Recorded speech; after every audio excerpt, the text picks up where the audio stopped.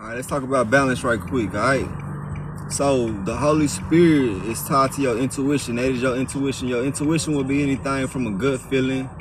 You know that when you get that hunch, you know what I'm saying? That right there is your Holy Spirit. That's your spirit. See, now when we're talking about dualities and things of that nature, let's speak on the ego, you know what I'm saying? So the ego can be tied to your pride at times, right? Let me let the window up. So your ego can be tied to your pride at times.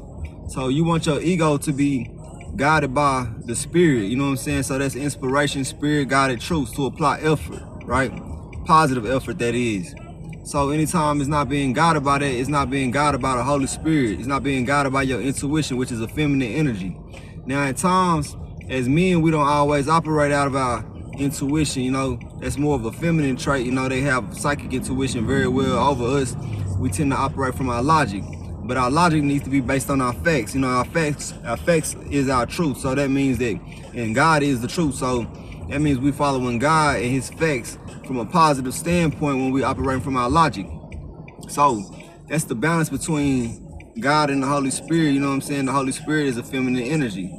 So how do we get to the truth? How do we get to what the Holy Spirit is? Through awareness, our Christ level of awareness. That's Jesus Christ right there. So we following Jesus Christ on the way to God and his truth, being guided by our spirit, the Holy Spirit.